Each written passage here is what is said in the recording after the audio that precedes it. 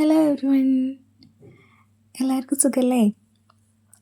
അപ്പം ഇന്നത്തെ വീഡിയോയിൽ എൻ്റെ ഒരു മോർണിംഗ് റൂട്ടീനാണ് കേട്ടോ. മോർണിംഗ് സ്റ്റഡി വ്ളോഗ് എന്ന് പറയാം. അപ്പോൾ ഇന്ന് രാവിലെ ലിയോൻ്റെ പരിപാടിയൊക്കെ കഴിഞ്ഞ് അവനെ കൂട്ടിലാക്കിയതിന് ശേഷം കുറച്ച് നേരം ഒന്ന് കിടക്കാമെന്ന് വിചാരിച്ച് കിടന്നതായിരുന്നു. പക്ഷെ പിന്നെ സമയം നോക്കിയപ്പം പിന്നെ എണീച്ച സമയം നോക്കിയപ്പോൾ 8:30 ആയിട്ടുണ്ട്. അപ്പോഴേക്ക് അടുക്കളയത്തെ പരിപാടികളൊക്കെ അമ്മ കഴിച്ചിട്ടുണ്ടായിരുന്നു. അപ്പോൾ പിന്നെ ഞാൻ നേരെ ബാക്കിയുള്ള പുറം പണിയിലേക്ക് പോയി. അടിച്ചു വാരാനും തുടയ്ക്കാനും തിരുമ്പാനൊക്കെ ഒന്ന് കുറേ ഉണ്ടായിരുന്നു. അപ്പം അതൊക്കെ ഒന്ന് ഒതുക്കി വെച്ച് പിന്നെ പഠിക്കാനിരിക്കുമ്പോഴേക്ക് സമയം ഇതാ 10:15 10:05 അങ്ങനെ എന്തോ ആയി. എന്തായാലും പിന്നെ തീരെ കാത്തുന്നില്ല, വേഗം പഠിക്കാമായിരുന്നു. ഇന്നിതാ ഫ്ലൂയിഡ് മെക്കാനിക്സ് ആണ് കേട്ടോ നോക്കുന്നത്. ആക്ച്വലി ഞാൻ നോട്ടൊക്കെ എഴുതി പഠിച്ചൊരു ഭാഗമാണ്. മീൻസ് ഷോർട്ട് നോട്ടൊന്നും എഴുതിയിട്ടില്ല, ഞാൻ പഠിച്ചിട്ടുള്ള ഭാഗമായിരുന്നു കുറേ മുന്നേ. ഫ്ലൂയിഡ് മെക്കാനിക്സ് കുറേ മുന്നേ കിട്ടിയിട്ടുള്ളൊരു പോർഷനാണ്. അപ്പം അന്നൊക്കെ നല്ല അടിപൊളിയായിട്ട് പഠിച്ചു വെച്ച കാര്യമാണ്. പക്ഷേ ഇപ്പം വലിയ ഓർമ്മയില്ല. ഇപ്പം രണ്ടാമത് പുതിയതായിട്ട് പഠിക്കുന്ന പോലെ ഉണ്ടായിരുന്നു.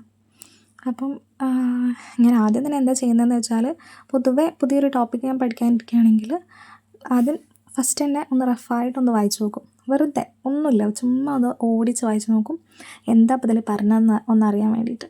അപ്പം അതുപോലെ ഒന്ന് വായിച്ച് കഴിഞ്ഞതിന് ശേഷം പിന്നെ രണ്ടാമത് കറക്റ്റ് ഇരുന്ന് എന്തൊക്കെയാണ് അങ്ങനെ മനസ്സിലാക്കി ഒന്ന് വായിക്കും. അങ്ങനെ രണ്ടോ മൂന്നോ പ്രാവശ്യം അങ്ങനെ വായിച്ചതിന് ശേഷമാണ് പിന്നെ അതിന് ഷോർട്ട് നോട്ട് ഉണ്ടാക്കി പിന്നെ ഇക്വേഷൻസൊക്കെ പഠിച്ച് ആ ഒരു പാറ്റേണിലാണ് എൻ്റെ ഒരു സ്റ്റഡി മെത്തേഡ് എന്ന് പറയുന്നത്.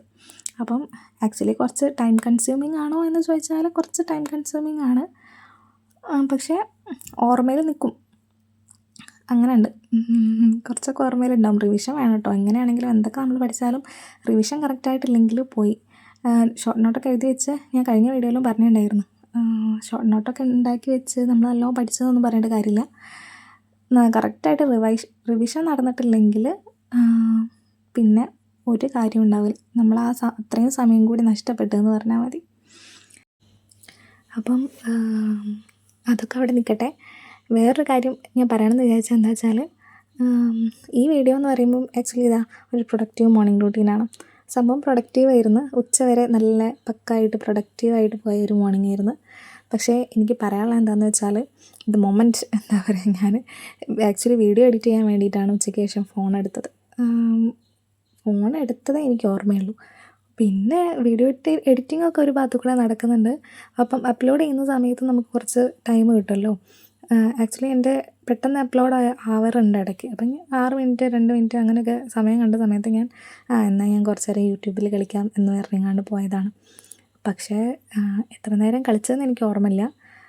ചിലപ്പോൾ അധികം നേരമൊന്നും കളിച്ചിട്ടുണ്ടാവില്ല. പക്ഷേ ഒരു പേഴ്സ്പെക്റ്റീവ് ഉണ്ടല്ലോ, ഞാൻ കുറേ സമയം ഇതിൽ കളിച്ചു പോയി എന്ന ഒരു തിരിച്ചറിവുണ്ടല്ലോ.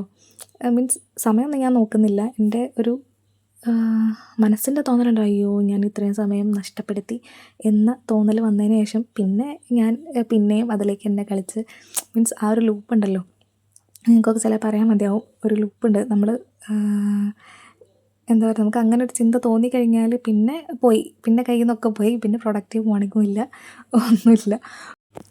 പിന്നെ നമ്മൾ ഹൗസ് വൈഫ്സിൻ്റെ കാര്യം പറയണ്ടല്ലോ, അല്ലാതെ തന്നെ പല വള്ളികളും വരും. അതിൻ്റെ കൂടെ നമ്മളെ ആ ഒരു എന്താ പറയുക, ഫോണുകളിയും കൂടി ആയപ്പം അങ്ങനെ ഇന്നത്തെ കാര്യം തീരുമാനമായി.